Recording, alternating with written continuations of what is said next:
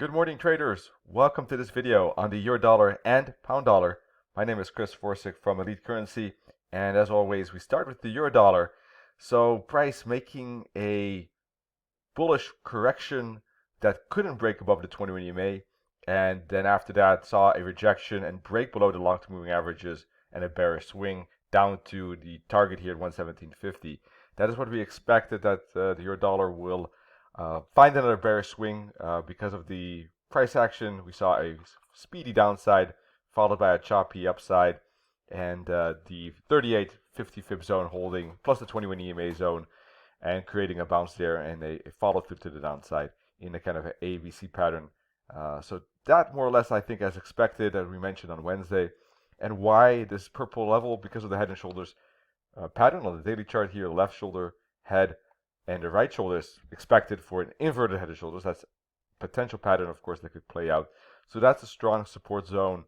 Anywhere between 117.25 and 117.75 could be the bouncing spot for a bullish reversal. If this momentum is leading and this is a correction, then there could be another swing up and a break above these long-term moving averages.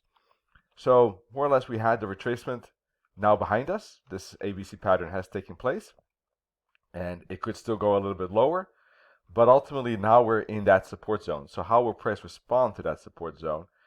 And if there's strong wicks on the 4-hour chart or daily chart, that could indicate a bounce. That would be important for the upside. Okay, if price breaks through, of course, breaks through 117.50, 117.25 with a lot of momentum, and then I see a flag, well, in that case, that changes perspectives, and there could be a bearish breakout and continuation. But unless that happens, I'm leaning towards a bounce and reversal, and daily chart candlestick pattern, big wick or bullish candle could confirm the bounce, or even on a lower time frame, maybe even an hourly chart could confirm that if price is able to break above the 21 EMA or the 144 EMA, okay, or if it reaches maybe with 5 at 117.50, and there is a bullish candlestick pattern there. So 1-hour chart is 4-hour chart, daily chart, all of them are valid to, in my view, look for a bounce or to break above these moving averages here for upside. It's valid for all time frames, and the break could also take place even on the daily chart above the 21 EMA, 144 EMA, 233 EMA zone. Each break, each bounce would give an extra kind of confirmation that price is making that bounce as expected. Unless price breaks below 117.25, really. The bigger picture, this probably ABC pattern, and if it makes the upside break, we might be looking at another ABC up for a consolidation, a bigger correction. Unless price breaks below 117.25, in that case, this is maybe not an ABC, but a 1, 2, 3, and price could go further down to 116, 115, etc. Okay, so in that case, we're looking at a bearish breakout and continuation of this this downtrend, and that could happen if it breaks support, of course. Pound USD. So with the euro dollar, I was expecting the bearishness. On the pound dollar, I was actually more bullish, in fact. So I didn't expect I expected a bearish correction, but not with so much strength, not with so much impulse. So I was off on that one. That said, it didn't cost me anything in the sense that I was expecting a bull flag, and then I was looking for the break. That bull flag never happened, so I stayed out of the longs. I didn't take the shorts, but I stayed out of the longs direction as well. So neutral, basically.